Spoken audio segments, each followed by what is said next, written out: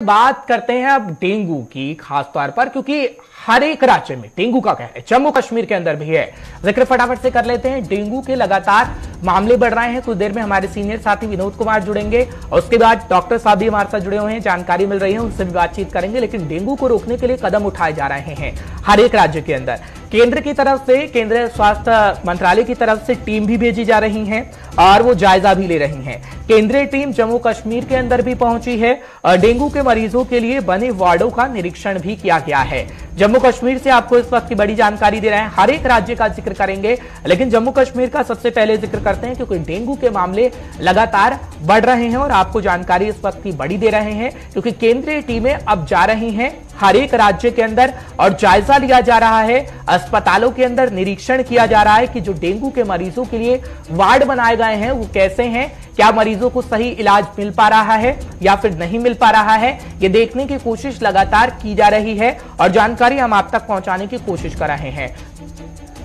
विनोद कुमार सबसे पहले हमारे साथ इस वक्त जुड़ रहे हैं, वो बताने की आपको कोशिश करेंगे और साथ ही साथ डॉक्टर सलील गर्ग इस वक्त हमारे साथ जुड़ रहे हैं, उनसे भी खास बातचीत करेंगे। सबसे पहले विनोद, मैं आपके पास आ रहा हूं, आप सीनियर साथी हैं हमारे, बहुत बहुत शुक्रिया जुड़ने के लिए। विनोद, क्या परिस्थितियां इस वक्त जम्मू के अंदर बनी हुई है, खासतौर पर क्योंकि ये कहा गया केंद्रीय टीम पहुंची है, केंद्रीय स्वास्थ्य मंत्रालय की तरफ से टीम भेजी जा रही है राज्यों के अंदर, जम्मू के अंदर भी, जम्मू कश्मीर के अंदर भी पहुंची और ये कहा गया है कि जम्मू कश्मीर में जायजा लिया गया है और बने वार्डों का निरीक्षण भी किया गया है। कितने मामले, कैसी स्थिति और आगे आने वाले समय में क्या हालात सुधरेंगे जम्मू कश्मीर के डेंगू को लेकर? हर्ष, मैं बता दूं आपको कि केंद्र की टीम आई है और इतना अलार्मिंग या पैनिक होने की जरूरत नहीं है। अभी तक जम्मू की बात करें, जम्मू कश्मीर की बात करें तो 1201 केसेस पॉजिटिव इस वक्त मौजूद हैं और इनमें से भी ज्यादातर लोग जो है अपने घरों में ही हैं। ये आपने बिल्कुल ठीक कहा कि केंद्र की टीम आई थी। केंद्र की टीम ने हेल्थ डिपार्टमेंट के साथ मुलाकात की है, मीटिंग की है, उसके अलावा डिपकॉम से मुलाकात की है, जम्मू नगर निगम के कमिश्नर अवनी लवासा जो IAS अधिकारी, उनसे मुलाकात की है और विस्तार से जाना है कि आखिरकार कैसे रोका जा रहा है डेंगू को लेकर के, किस तरह की व्यवस्थाएं की गई है। आपने वार्ड्स की बात कही तो वार्ड्स पहले जिस तरीके से डेडिकेटेड वार्ड्स कोविड-19 के लिए बनाए गए थे, वैसे ही डेडिकेटेड वार्ड्स जो है डेंगू के लिए भी बनाए गए। इतना ही नहीं, टेस्टिंग के प्रोसेस को आसान किया गया है और टेस्टिंग की प्रोसेस को और तेज एक्सपेडाइट किया गया है। तो अलार्मिंग तो नहीं है, लेकिन इतना भी नहीं है कि आसानी से माना जाए उसको कि बड़ी स्थितियां बड़ी सामान्य हैं। सामान्य स्थितियां नहीं है, दिक्कत जरूर बनी हुई है, लेकिन हम पैनिक नहीं करेंगे, हम ये नहीं कहेंगे कि अलार्मिंग है, क्योंकि कुछ ऐसी जगहों से केसेस आ रहे हैं जहां पर पानी की कमी है और लोग साफ पानी स्टोर करके रखते हैं, जिनमें 2-2, 3-3 दिन बाद पानी आता है। उन जगहों पे ज्यादा केसेस आ रहे हैं। कठुआ में भी इस तरह के केसेस सामने आए थे, लेकिन केंद्रीय टीम ने अपना दौरा करके संतुष्टि जाहिर किया, अपने आप को संतोष व्यक्त किया उन्होंने। ठीक है विनोद, लेकिन ये कहा जा रहा है कि सांबा, सतवारी, नरवाल, कठुआ, इन इलाकों में ज्यादा केसेस आ रहे हैं। क्या यही वजह है जो आप कह रहे हैं कि यहाँ पानी को स्टोर करके रखा जाता है, पानी की कमी होती है, इसलिए साफ पानी में हम देखते हैं, क्योंकि डॉक्टर साहब भी हैं, उनसे हम पूरी तरीके से जिक्र करेंगे। लेकिन उन इलाकों में क्या हालात है जिसमें हम देख रहे थे कि मरीजों की संख्या बढ़ रही थी? हालांकि अब ये कहा जा रहा है कि हाँ, मरीजों की संख्या सामान्य हो रही है, क्योंकि बारिश के मौसम में खासतौर पर हम देखते हैं बीमारी आती है और जम्मू कश्मीर में इस वक्त बरसात का मौसम चल ही रहा है। विनोद, बिल्कुल, देखिए अब आहिस्ता आहिस्ता तापमान में लगातार गिरावट आ रही है। जैसे जैसे सर्दी आएगी तो ये डेंगू के जो मच्छर होते हैं वो उनका पनपना कम हो जाता है। ये सही कहा, जो मैंने आपको पहले भी बताया था कि जिन जगहों पर पानी 2-2, 3 दिन के बाद आता है, वहां पर पानी स्टोर किया जाता है, तो वहां पर साफ पानी में ये मच्छर आते हैं और यही शिकायतें हमने एक्सपर्ट से, डॉक्टर से बातचीत की थी, उनका भी यही कहना है। लेकिन ये है कि कहीं ना कहीं अब नियंत्रण में है। जो शुरू में जो लगातार केसेस आ रहे थे उनमें थोड़ा सा कंट्रोल हुआ है, लेकिन अभी भी जैसे हर्ष मैंने बताया कि 1201 केसेस अपने आप में एक फिगर रहती है, लेकिन ज्यादा पैनिक नहीं है। ठीक है विनोद, बहुत बहुत शुक्रिया हमारे साथ जुड़ने के लिए और हमारे दर्शकों को बताने के लिए जम्मू कश्मीर की स्थिति क्या है। फिलहाल सलील गर्ग साहब हमारे साथ बने हुए हैं। सलील जी, बहुत बहुत शुक्रिया एक बार फिर आपका कर रहा हूं 5 के पंच में आने के लिए। आप समय समय पर आते रहे हैं, कोरोना का टाइम हो या फिर कोई भी जब बीमारी आती है तो आप दर्शकों को हमारे बताते हैं। सलील जी, डेंगू का जब हम जिक्र करते हैं, अभी हम जम्मू कश्मीर का जिक्र करते हैं, लेकिन जम्मू कश्मीर तक ही सीमित नहीं है। दिल्ली हो गया, राष्ट्रीय राजधानी दिल्ली में जब हम आंकड़ा उठाकर देखते हैं तो खासतौर पर 2020 से ज्यादा मामले इस बार आए हैं। क्या वजह खासतौर पर है? क्या साफ पानी में जो ये मच्छर पनपता है यही वजह है खासतौर पर, या और भी वजह है जब हम देख रहे हैं कि डेंगू के केसेस इस वक्त ज्यादा है खासतौर पर? बहुत सिंपल सी चीज है जी। कोई भी मच्छर की ग्रोथ के लिए और मच्छर के पनपने के लिए जरूरी है पानी का इकट्ठा होना।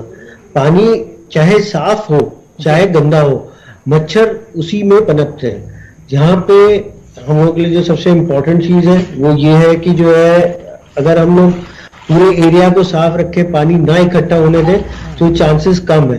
पर डेंगू के साथ एक चीज और भी हमें ये समझनी चाहिए कि डेंगू का मच्छर जो है बड़ा एंथ्रोफिलिक होता है। दैट मीन्स एक ही मच्छर जो है वो कई लोगों को काटता है और इस वजह से परेशानी ये बढ़ती है। तो जहां पे भीड़ होगी, गंदगी होगी, पानी इकट्ठा होगा, मच्छर को सरवाइव करने का मौका मिलेगा, वहां पे हमेशा ये प्रॉब्लम रहेगी।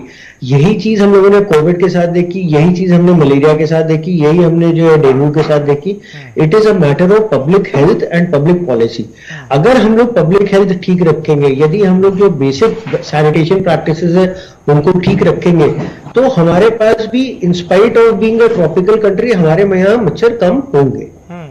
सलील साहब, खास तौर पर मैं डेंगू पेशेंट से मिला भी हूं और अचानक से देख रहे हैं कि उन्हें ब्लड टेस्ट कराया और पता भी नहीं लगता है कि थोड़ी वीकनेस महसूस होती है, ब्लड टेस्ट कराते हैं तो डेंगू आ गया, और अगले दिन ऐसी नौबत आ जाती है कि ब्लड चढ़ाना पड़ता है, प्लेटलेट्स चढ़ानी पड़ती हैं खासतौर पर।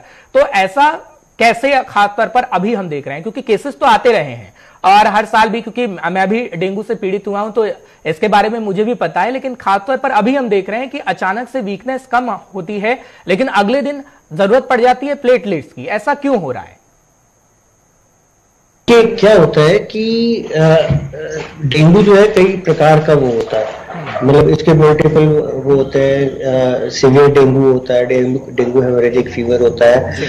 और क्या होता है कि जब डेंगू हमारे को फीवर होता है उसके बाद कैपिलरी लीकेज होता है, प्लेटलेट्स कम होते हैं, हीमोग्लोबिन कम होता है, टीएलसी कम होता है। और ये जब लीकेज होता है कैपिलरीज के ऊपर तब के थ्रू ब्लड, तब एकदम से सब चीज गिरती है।